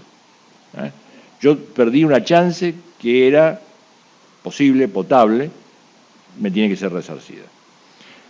Esto, y vamos a avanzar porque nos queda 1 hora o 45 minutos en algo que me interesa hablar. Ustedes saben que en el tema contractual, lo que ha sufrido la civilización o disfrutado la civilización, en definitiva es una interrelación de personas que nos ha llevado, como dice Saint-Germain, que está citado por Fontana Rosa en su librito muy sustancioso, pequeño pero sustancioso, de contratos comerciales, nos ha llevado de la evolución, o la evolución ha consistido en la transición del estatus al contrato. Esto porque, en definitiva, y yo no voy a hacer una clase de grado porque estamos entre colegas, pero recordarán ustedes que en el derecho romano, en definitiva, el estatus definía todo. El ciudadano romano, o mejor dicho, el esclavo, no podía contratar con el ciudadano romano. Los que contrataban eran los ciudadanos romanos. El estatus definía todo. Pero en algún momento aparece el derecho canónico y nos trae lo que es la libertad contractual y de contratar. Libertad contractual que reside fundamentalmente en el contenido del contrato, yo ya no tengo obligación de contratar con alguien, sino que le puedo dar el contrato a la forma que yo quiero. Puedo elegir una compraventa o una permuta y las cláusulas imponerlas yo. Y la libertad de contratar con quien yo quiera, o no contratar. Todo eso, que fue una evolución importantísima porque se abandonaba lo que era el estatus o las limitaciones personales,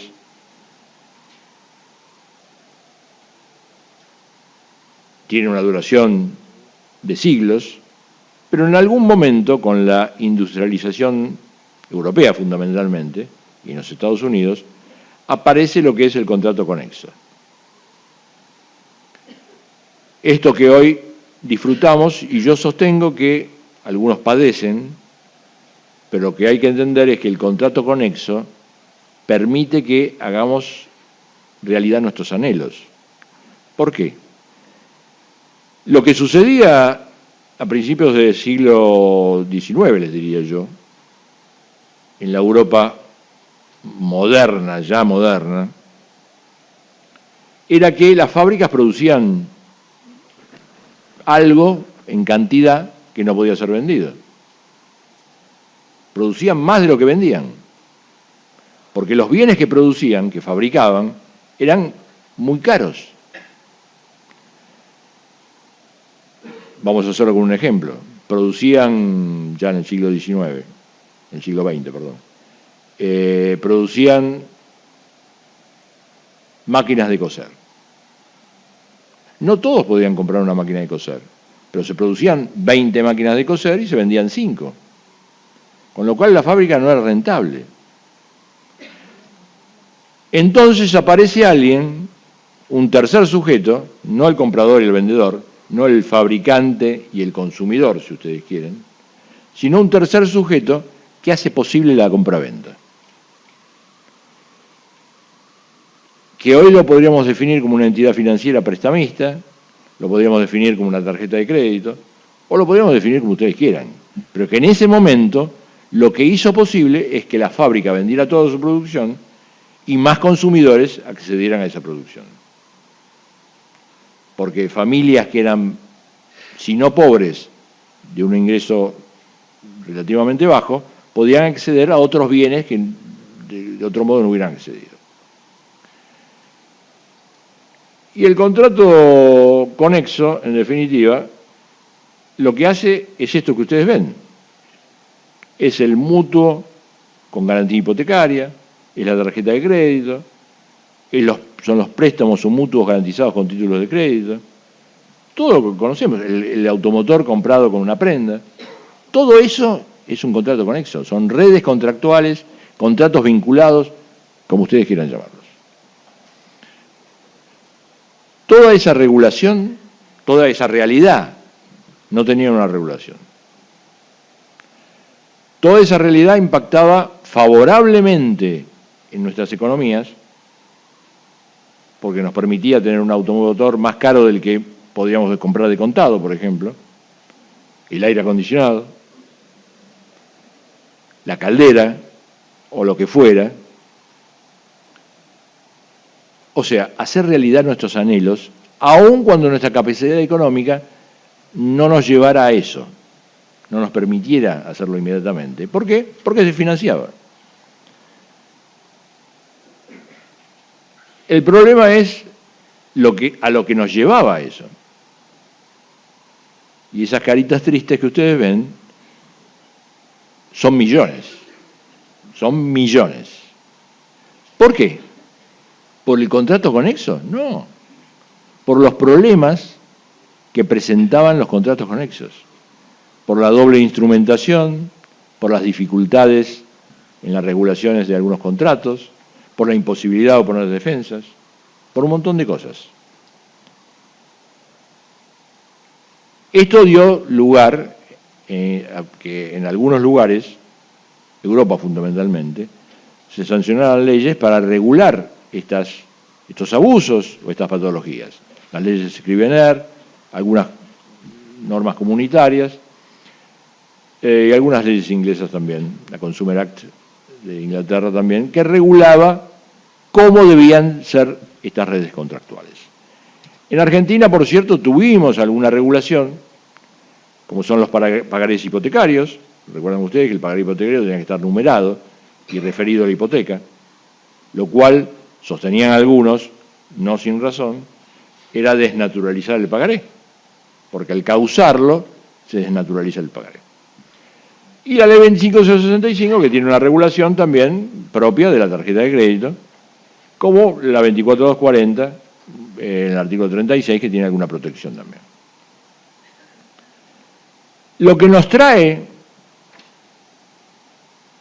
o lo que tenemos, y nos trae también el Código Civil y Comercial unificado, es la crisis del efecto relativo, que fíjense ustedes, está plasmada en el artículo 8 de la 24240, y también en el artículo 43 de la 25065.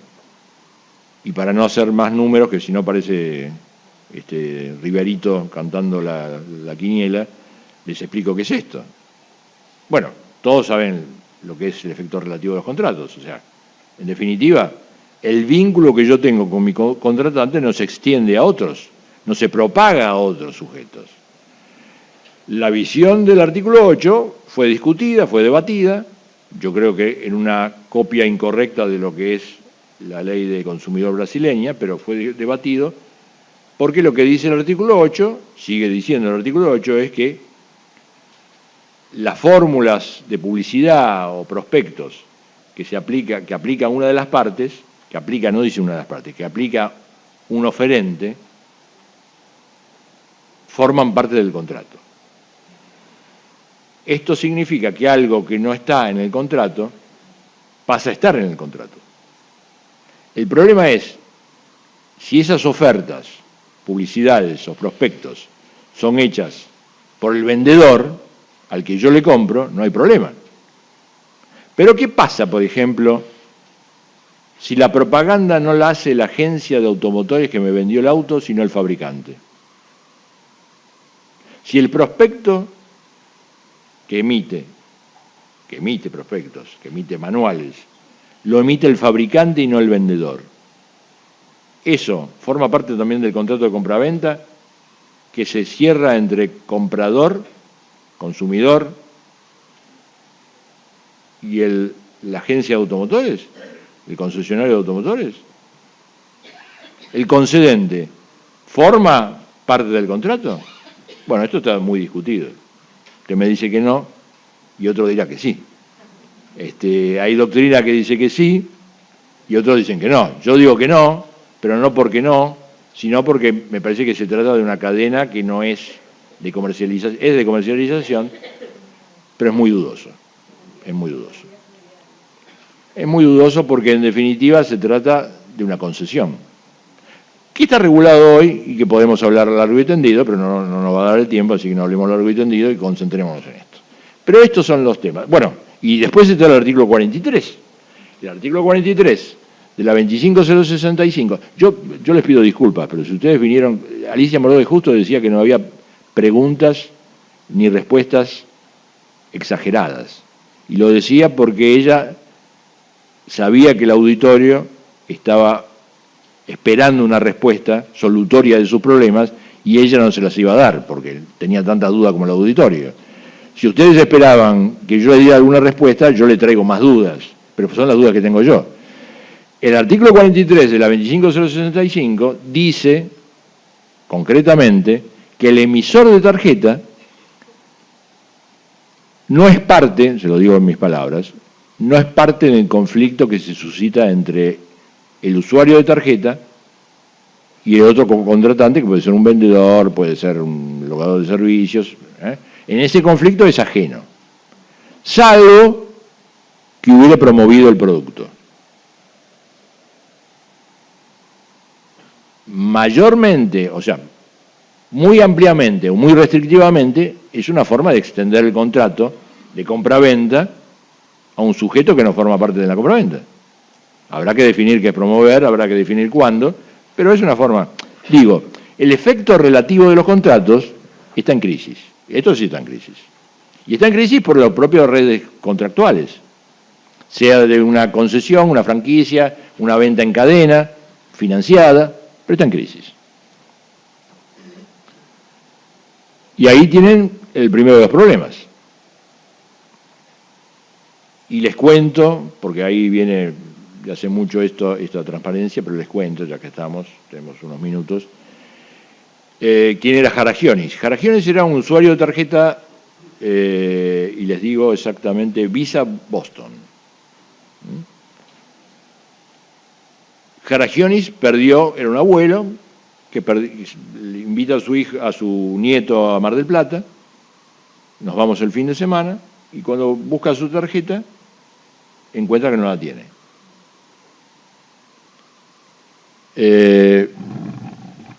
Inmediatamente lo que hace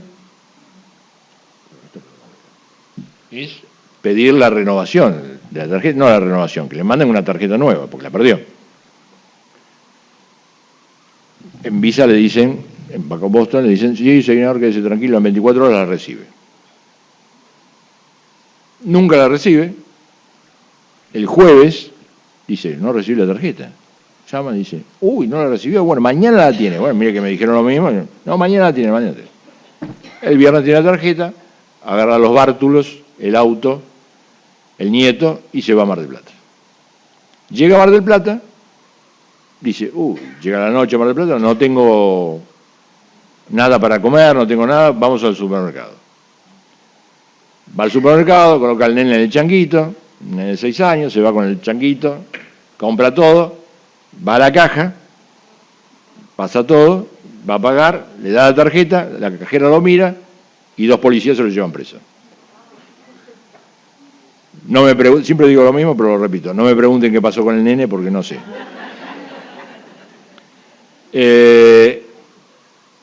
Jaragionis quedó, se habrá ido con el comisario, supongo.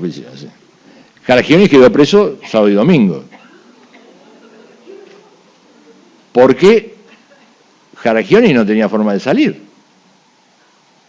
Porque Jaragionis llamaban al Banco de Boston y el Banco de Boston no trabaja el sábado y domingo. De modo que Jaragionis se quedó sábado y domingo preso. El lunes, ¿qué había pasado? Lo que había pasado era que ustedes rememoren una tarjeta de crédito. Tiene 4 campos, 3 o 4 campos de números. Y los números responden a distintos temas. Básicamente, uno de esos campos, que es el tercero o el segundo, a seguridad. Esto es, la tarjeta que tenía Jaragionis era la 0000. ¿Sí? La perdió. Pidió otra. ¿Qué número tendría que haber tenido? 0001. Bueno. ¿Qué pasó con esa tarjeta que nunca recibió Jaragionis? En el curso de la emisora al correo que llevaba la tarjeta Jaragionis, roban la saca del correo. Tarjeta robada. 0001. Jaragionis reclamó, ¿se acuerdan? ¿Qué tendría que haber recibido Jaragionis? 0002. No. Recibió la segunda tarjeta emitida, la tercera en realidad, 0001. Cuando llegó a Mar del Plata, era tarjeta robada. Error del banco emisor. Jaragionis demandó. Jaragionis ganó el juicio. Época en la cual no existía ni la ley 24240, ni existía la ley de tarjeta de crédito. ¿Por qué fue condenado? Mal servicio, el mandato incorrecto, o sea, se extendió, los efectos son relativos. ¿Y a quién se extendió? A Visa, porque el que había cometido el error, ¿quién era? Boston, el Banco de Boston, el emisor. Pero por la entidad de franquicia, por la relación comercial, se extendió a Visa también. Y fue condenado aún cuando no existía ni la 24240 ni la 25065. ¿Por qué? Les diría más sencillamente, y para terminar con esto, 1198. Sencillo. Profesionalidad, 932, qué sé yo, pero es muy sencillo. Es tan claro.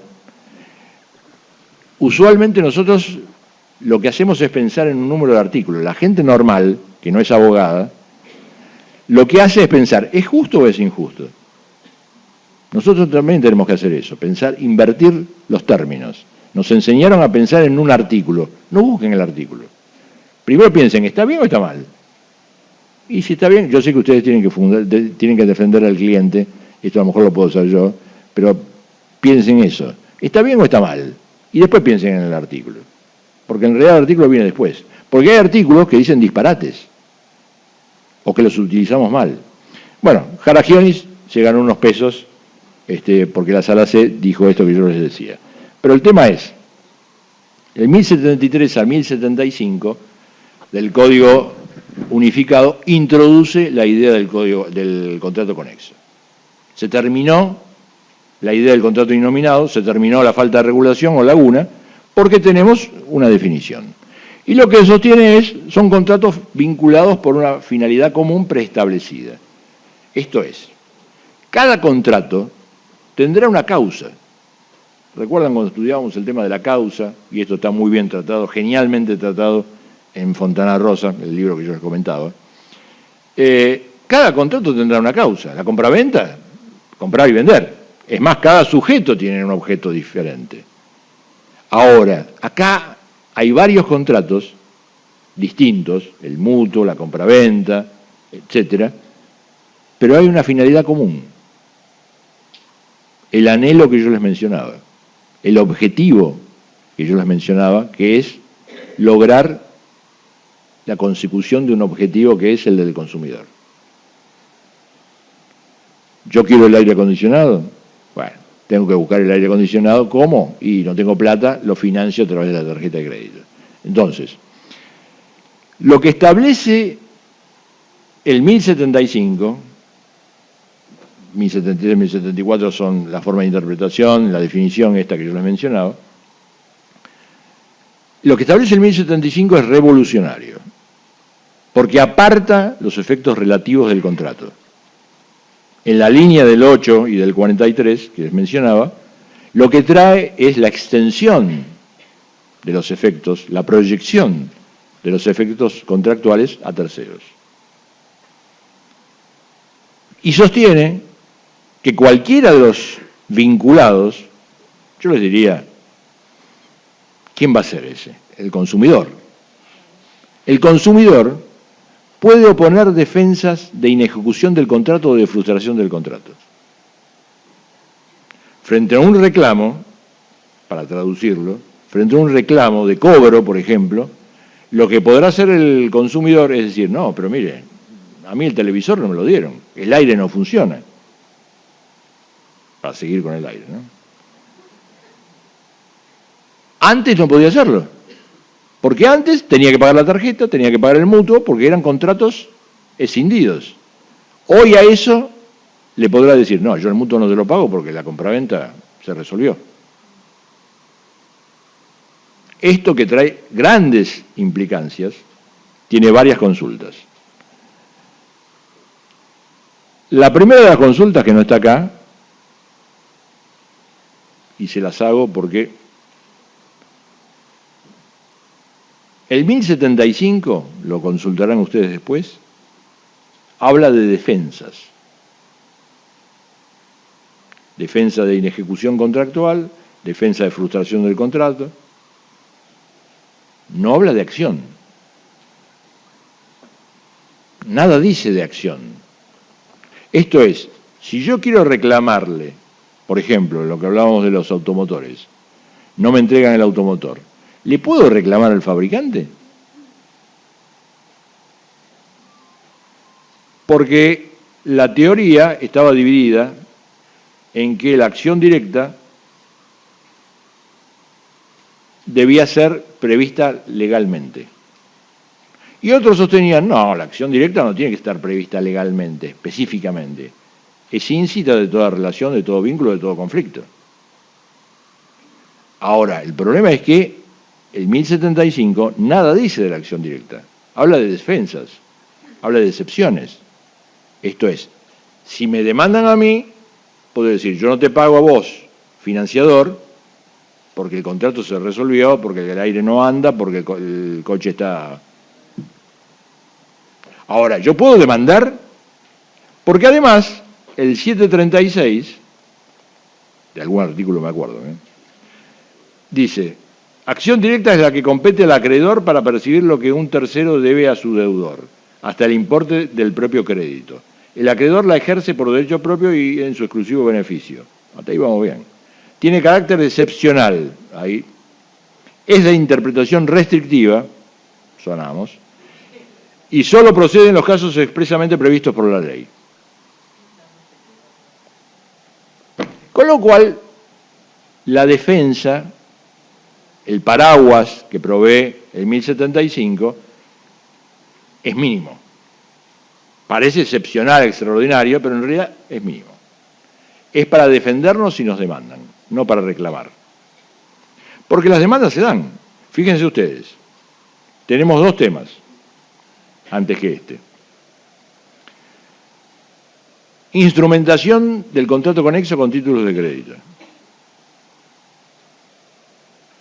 Es muy común que quien compra un electrodoméstico, un aire acondicionado, lo compra a crédito. Yo no sé si ustedes son potentados, pero yo lo compro a crédito. Y ese crédito se instrumenta de varias formas. Se duplica la instrumentación. Porque se firma un mutuo y además, y esto no solo las empresas de electrodomésticos lo hacen los bancos también, me hacen firmar tantos pagarés como cuotas del mutuo hay.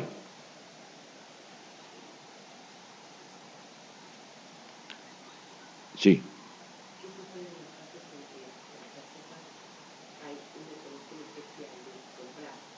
Espere, ahora llegamos. Enseguida llegamos, quiero terminar con esto antes y enseguida llegamos. Me preguntan algo de tarjeta y es lo que viene después. Entonces, tenemos títulos firmados, pagarés firmados, por una deuda que es el aire acondicionado. 13.000 pesos. 13 cuotas, o 12.000 pesos, 12 cuotas de 1.000 pesos. Yo pago el mutuo, o bueno, voy pagando el mutuo, un día se me rompe el aire acondicionado, no funciona más, mejor todavía, no pagué ninguna cuota. Se me rompe, no funciona, nunca me lo vienen a arreglar, voy a la empresa de electrodomésticos y digo, mira, te lo devuelvo porque no funciona. Bueno, está bien, resolvemos el contrato, resuelto el contrato. El mutuo, es más, se los hago más sencillo, el mutuo lo rompemos. Pero un día aparece un señor que dice, no aparece, me mandan un mandamiento de intimación de pago y embargo, en el cual dicen que yo debo 12.000 pesos, e intereses, y costas. ¿De qué? Yo voy el aire acondicionado. Entonces voy, inocente como soy, voy y planteo en el expediente, en el juicio ejecutivo, mire, yo compré un aire acondicionado, le cuento lo que pasó, tipo Jaragionis. Le cuento, mire, compré un aire acondicionado, pero resolví, como Jaragionis, pero sin el nieto. Compré el aire acondicionado, se resolvió el contrato, no tengo nada que pagar. No. Es un título abstracto. Usted tiene que pagarlo. No, pero mire, ¿cómo voy a pagar una cosa que yo no consumí? ¿Cómo voy a pagar un aire acondicionado que no tengo? Ah, es un título abstracto, incausado. Es el documento necesario para ejercer el derecho literario y autónomo que está incorporado en el documento, que es la cosa. Y a mí me queda la cabeza así, no entendí nada. Me voy a mi casa y le digo a mi señora, mira, tenemos que pagar 12.000 pesos. ¿Y de qué? ¿Y cómo le explico a mi señora que tengo que pagar 12.000 pesos? ¿Habrá sido por ahí? ¿Habrá...? Bueno, en definitiva, los 12.000 pesos van a tener que pagarlos. Lo cual es un disparate. O sea, si ustedes se lo cuentan a su abuelita, la abuelita va a decir, pero eso es un disparate, ¿de dónde se vio? Bueno, pero los 12.000 pesos, por eso yo les decía con las caritas del sobreendeudamiento que existen millones, hay millones que lo pagaron, 12, 20, 30, 40. Y ustedes me dirán, no, como algún procesalista amigo, que quiero mucho, que no voy a nombrar para no quemarlo, me dice, no, pero está el juicio ordinario posterior, está el 553. Lo que pasa es que cuando llego al juicio ordinario posterior ya me sacaron 50.000 pesos, los 12.000 se transformaron en 50.000, pues se capitalizó la deuda y no sé qué dónde me llevaron, y ya no tengo más ganas de hacer nada, si es que tengo vida. Entonces, soluciones pírricas, soluciones locas, no sirven. Esto, el 1075, lo que nos va a permitir es, probada la conexidad contractual en un tema de tarjeta de crédito, va a ser evidente. Vamos a tener que probar en un pagaré que ese pagaré fue emitido por el aire acondicionado. No será tan difícil, no será tan complicado, porque además lo que plantea y propone el Código Unificado es la interpretación contextual, al modo del Código de Comercio. Y no voy a buscar más artículos, pero contextualmente ustedes podrán demostrar, probar, que en definitiva compraron un aire acondicionado y resolvieron el contrato. Lo único que habrá que instruir al consumidor, porque eso es lo que falta, la instrucción del consumidor, es que guarde los papelitos, que guarde la factura, que guarde esto, guarde... Yo sé que los clientes muchas veces se llegarán sin nada y dirán rompí todo. Bueno, habrá que buscar otra forma de prueba para demostrar la relación que existió y la conexidad del tema. Y voy al tema de tarjeta de crédito para no perdernos. El 1075 del que hablamos, ¿amplía o restringe el 43 del que hablábamos?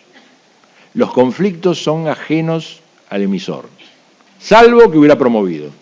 ¿Qué es una promoción? Promoción es, por ejemplo, un descuento. Mi abuela diría un descuento. Promoción es una botella de champaña. Promoción es un ramo de flores. Promoción es un catálogo. ¿Qué es promoción? Bueno, el tema, hay que hacer historia. El texto de este artículo está inspirado, creo yo, no lo hablé con nadie que haya sancionado la ley en los 90, pero creo yo, de regir en el 2000, en un caso americano, que relata, yo lo relato en el libro también, pero a fuerza de ser sincero, lo hace también Muguillo en su libro, Cuga Muga Inc. Cuga Muga era una fábrica americana de ungüento, crema, pomada, las traducciones son imperfectas, para el acné juvenil. Con lo cual, 200 millones de jovencitas quinceañeras americanas compraron el ungüento, que era promocionado por Pat Boone, que era un cantante americano y actor americano de esa época, como si fuera el Luis Miguel de esa época. Lo cierto es que la crema no servía para nada, en absoluto. Y lo que sucedió es que una asociación de consumidores demandó al fabricante y a Pat Boone. Obviamente el fabricante fue condenado porque se probó que la pomada no servía para nada, y Pat Boone, la corte norteamericana, lo condenó, la corte estadual norteamericana, lo condenó por haber suscitado la adhesión del consumidor. Obviamente nadie pagó nada porque se fueron a la quiebra los dos. Pero, si ustedes piensan, ¿un catálogo es suscitar adhesión? Fíjense, promocionar en el diccionario de la Real Academia Española es ensalzar o elevar de categoría. No mentir. Ensalzar o elevar de categoría. Lo que hacía Susana, ¿se acuerdan con el Reduce Fast Fat? Bueno. Oí por ahí no bajó 1 kilo, pero...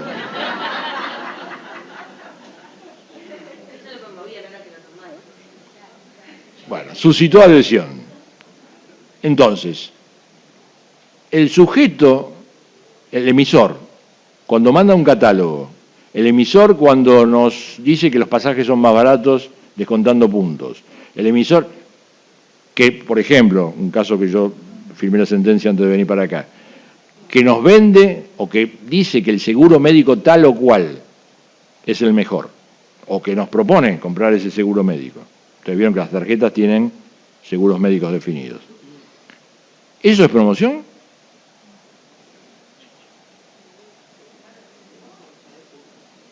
Yo diría que la cosa se resuelve más sencillamente por el artículo 40. Si pone su marca, es responsable. Pero la pregunta es, más allá de eso y del ejemplo.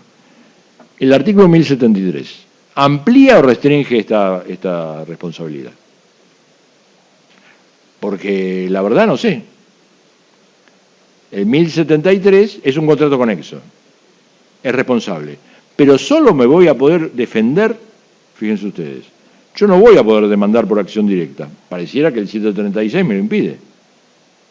Solo me voy a poder defender si la tarjeta me quiere cobrar. O sea, voy a tener que dejar de pagar la tarjeta, impugnar, decir que yo no tengo el servicio, o que resolví el contrato, no pagar, y cuando me demanden, porque me van a rechazar la impugnación probablemente, si me demandan, oponer la excepción. Bueno, yo creo que lo que tenemos que hacer es encontrar el camino, siempre hay un camino, para que la acción directa sea viable. Encontrar una vuelta, estudiando, leyendo, opinando, yo creo que vamos a encontrar una vuelta para que la acción directa sea viable, porque si no, estamos muy restringidos y muy limitados, y la regulación de los contratos conexos es formidable, pero demasiado restrictiva.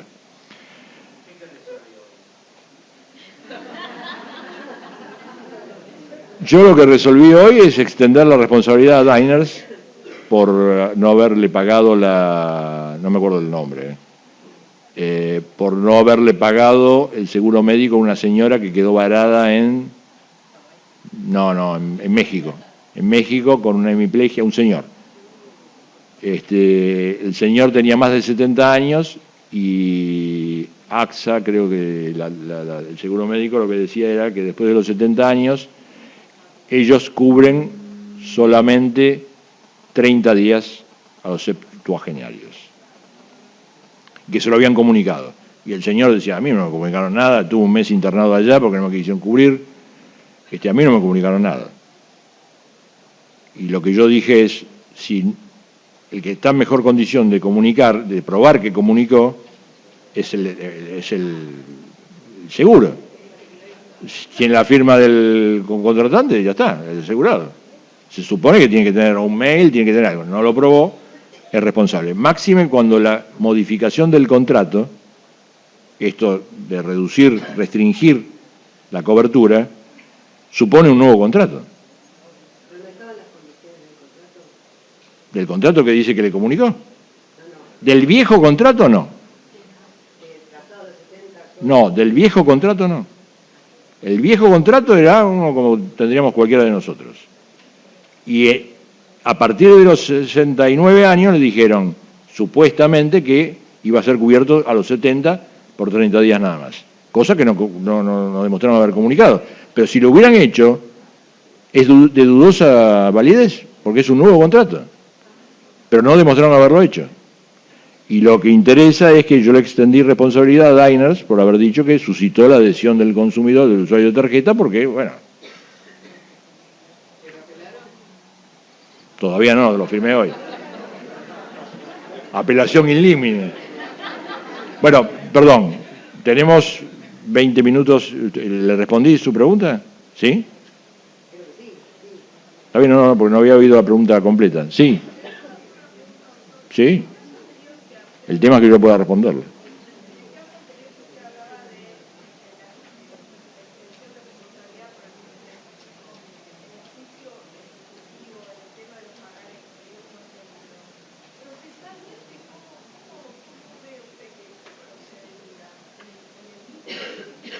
¿Y sí? El tema es, todo esto es nuevo. El tema es cómo encasillar, cómo encuadrar la excepción. Porque si no van a aparecer aquellos que nos digan, no es una excepción del 544. Bueno, lo sustancial está sobre lo procesal. Digamos, si hay una defensa que es oponible en ejecución o frustración del contrato y yo puedo ponerla, ¿para qué vamos a diferir al futuro, a un juicio ordinario, lo que podemos resolver en el Ejecutivo? Preguntas, dudas tenemos todos. ¿No? Muchas gracias. Muchas gracias, muchas gracias.